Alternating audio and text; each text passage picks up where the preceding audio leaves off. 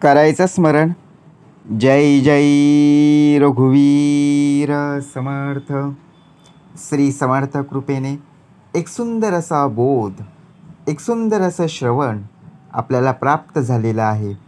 या श्रवणाच्या माध्यमातून उत्तमाचं सामर्थ्यसुद्धा समर्थांनी प्राप्त करून दिलेलं आहे. बघा, प्रत्यक्षपणे भाग कसा दिलेला आहे, नक्कीच श्रवण करूया. समर्थ म्हणाले, पाहायला गेलो आपण स्वतःहून जास्त खरं वागायला जाऊ नका. कारण पहिल्यासारखी लोक आता राहिलेली नाहीत. याचं उत्तम उदाहरण समर्थांनी स्पष्टपणे दाखवून दिलेलं आहे.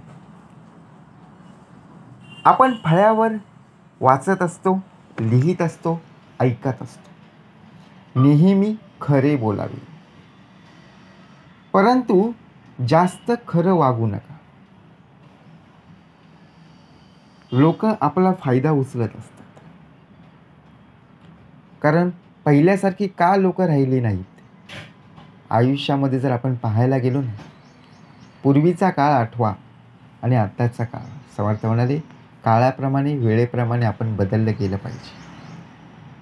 परंतु ज्याप्रमाणे आपलं दुःख बघा प्रत्यक्षपणे मनात लपून जरी ठेवलं, आपल्या दुःखाला कोणीही सामोरं येत नाही, आपल्याला जावं लागतं.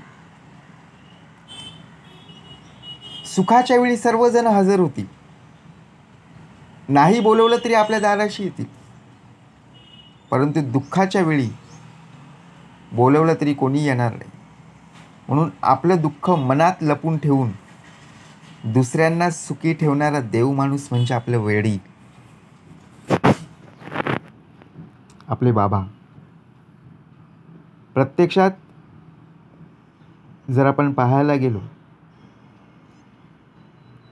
स्वतःची इच्छा असून स्वतःची गरज बघा प्रत्यक्षपणे जे हवं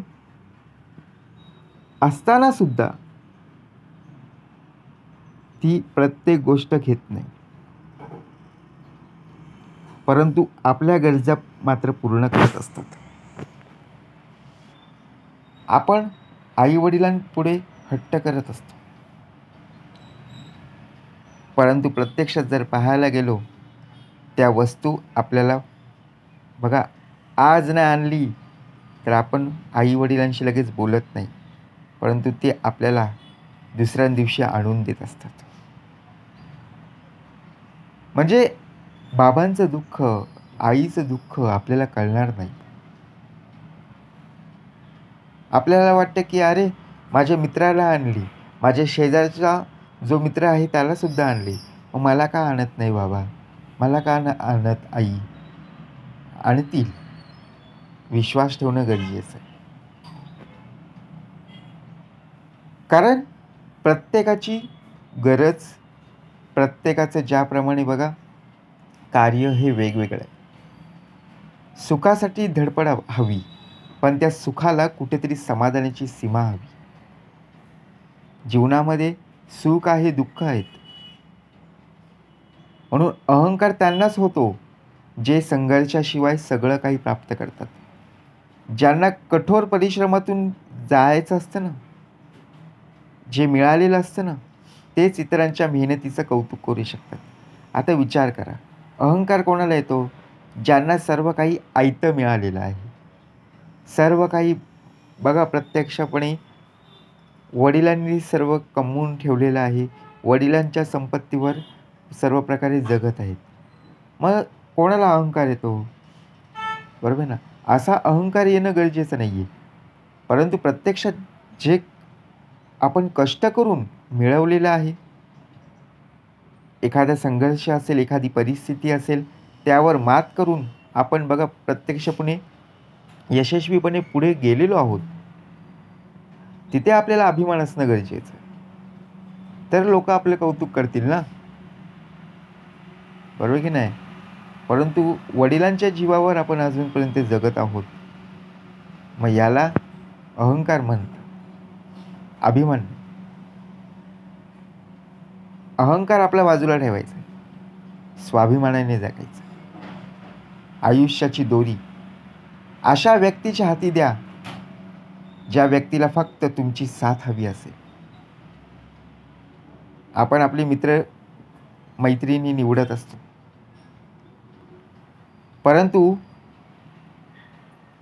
आपल्या आयुष्याची दोरी कोणाला द्यायची हे गरजेचं. आता आपला मित्रपरिवार बघा, कारण का सांगितलं, पहिल्यासारखी लोक राहिली नाही. जर आपली सुखदुःख जर आपल्या मित्राला सांगण्याचा प्रयत्न केला,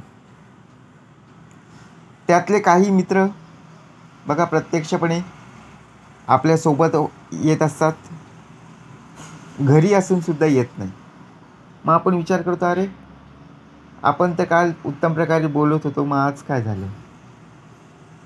कारण आपण सर्व सुखदुःख शेअर केली. आपल्यातला बघा आपल्याला कमी किंमत देण्यात आली. परंतु प्रत्यक्ष पाहायला गेलो, ज्यावेळी आपल्याकडे पैसे होते त्यावेळी तेच मित्र आपल्यासोबत असायचे. आता आपली परिस्थिती थोडी हतबल झाली, कठीण परिस्थिती येऊन राहिली, मग आपल्याजवळ पैसे कमी राहिले. ज्याप्रमाणे बघा प्रत्यक्षात शिल्लक थोडी कमी झाली. मग आपल्याच मित्रांनी आपल्यासोबत असणाऱ्यांशी साथ सोडली. दररोज सकाळी उठल्यापासून ते आपल्यासोबत असायचे, केव्हा पैसे होते तेव्हा. परंतु हळूहळू आपल्याकडचेच पैसे संपत गेले, तसे मित्रपरिवारसुद्धा दूर जायला लागले. म्हणजे फक्त पैशानेच नाती तोडली जातात का? नाही. आपल्याला मित्रपरिवार, नातेवाईक, कुटुंबातील सदस्य आपल्याला जोडायचे, तोडायचे नाही. म्हणून आपल्या आयुष्याची दोरी कोणत्याही व्यक्तीच्या हाती न देता प्रत्यक्षात भगवंताच्या हाती देणं गरजेचं आहे. म्हणजे चांगली वेळ ही नक्की येते, पण प्रत्यक्षात कठीण प्रसंगाला ज्यावेळी संघर्ष आपल्याला करावा लागणार आहे, त्यावेळी सामर्थ्य प्राप्त करून देणारा सद्गुरू आहे. बरोबर की नाही? म्हणून आपण विचार करतो, कधी कधी आत्मसन्मानासाठी जीवनात काही लोकांची साथ ही सोडून द्यावी लागते. आता लोक आहेत, आता लोकांच्या गरजा पूर्ण करायच्या आहेत किंवा आपली गरज आपल्याला पूर्ण करायची आहे. मग फक्त गरजेपोटी नसावं. आपण एकमेकांची साथ केव्हा घेतो? ज्यावेळी आपल्याला काम असेल तेव्हाच ना. काम नसेल तर त्या व्यक्तीला आपण बोलावत पण नाही. म्हणून कुठल्याही नात्यात भावना चांगली असेल तर नातं कोणाशीही जोडलं जातं. उत्पन्न जास्त असेल तर बघा दोन प्रकार आहे. उत्पन्नाचा भाग का दिलेला आहे? उत्पन्न जास्त असेल तर लोक तुमच्या दाराशी येतील, आणि उत्पन्न जास्त नसेल तर लोक आपोआप बाजूला सरली जातील.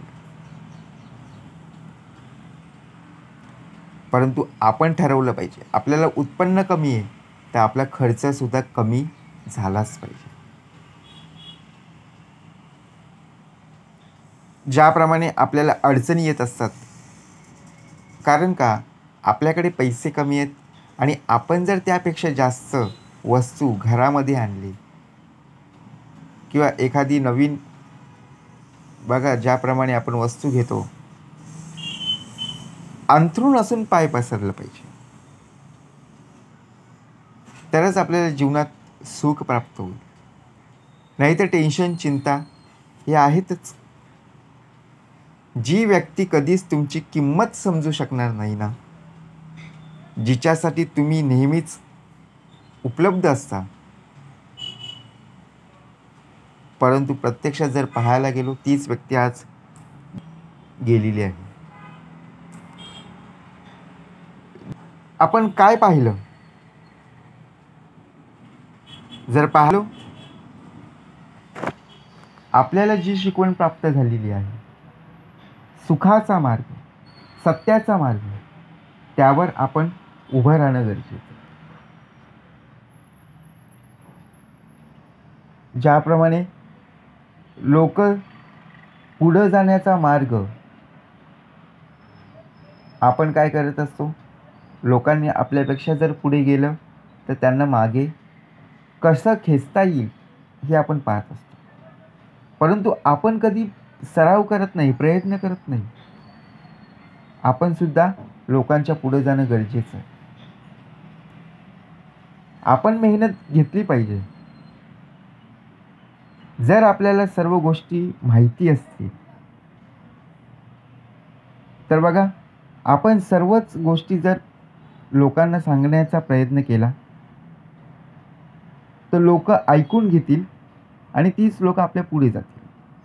आता एखादं उदाहरण जर आपण पाहायला गेलो, एखादा नवीन बिझनेस आपण करत चाललेलो आहोत, त्या बिझनेसबद्दल आपण सर्व गोष्टी सांगत गेलो, त्या व्यक्तीने सर्व गोष्टी ऑब्झर्वेशन केली आणि तीच व्यक्ती आपल्या बघा जो काही दुकान असेल त्या दुकानासमोर नवीन दुकान ओपन करते आणि तिथे सुद्धा आपण जे टाकलेलं आहे तिथेच ते एखादा बिझनेस असेल तर ती व्यक्ती तोच बिझनेस सुरू करते. आपण विचार करतो, अरे या व्यक्तीने संपूर्ण माझ्याकडूनच माहिती करून घेतली आणि शेवटी माझ्याच पोटावर पाय दिला. म्हणजे जास्त खरं बोलणं हे सुद्धा आपल्या महागात पडू शकतं. म्हणून ज्याप्रमाणे पहिल्यासारखी माणसं, पहिल्यासारखी लोक आज जगात पाहायला मिळत नाही. फक्त विश्वास कोणावर असणं गरजेचं आहे. कारण समर्थ म्हणाले, कुणाच्याही अंतरी लागेल धक्का, ऐसी वर्तणूक करू नका आणि कुणालाही बोलू नका. तरीसुद्धा आपण काय करत असतो, ज्याप्रमाणे आपण एकमेकांवर विश्वास ठेवतो आणि विश्वास ठेवला की तीच लोक संपूर्णपणे आपला विश्वासघात करत असतात. म्हणून आपण कधी सत्याची बाजू सोडायची नाही, सत्याचा मार्ग कधी सोडायचा नाही. भले वेळ लागू दे, आपल्या पुढे जाणारी लोक जाऊ दे, कोणालाही मागे खेचायचं नाही आहे. परंतु आपण सुद्धा पुढे जाण्यासाठी कधीही प्रयत्न सोडायचे नाही. प्रयत्न करणं खूप गरजेचं आहे. ज्यावेळी तुम्ही प्रयत्न करणं सोडाल त्यावेळी यश आपोआपच दूर जाईल. जसं आपण चालत जातो तसं बघा, आपल्याला जिथे पोचायचं तिथे आपोआप पोचलो जातो. परंतु तिथून आपण चालायचंच सोडून दिलं, मग तिथपर्यंत आपण पोचणार आहोत का? नाही आहे. एकतर वेळ गेलेली असते आणि दुसरं म्हणजे आपला जो सराव असतो, एवढी मेहनत केलेली आहे ती सुद्धा वाया जाईल.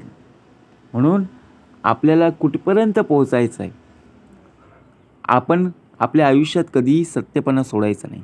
आणि सर्वात महत्त्वाचं गोष्ट, वेळ कोणासाठी थांबत नाही, थांबलेली नाही आणि थांबणारही नाही. म्हणून आपल्याला जेवढं कार्य हाती आलेलं आहे तेवढं कार्य आपल्याला पूर्णपणे पार पाडायचं आहे आणि कार्यसिद्धीस नेण्यास श्री समर्थ आहेत यावर विश्वास ठेवून प्रत्यक्षपणे निवेदन ठेवणं खूप गरजेचं आहे. जय जय रघुवीर समर्थ.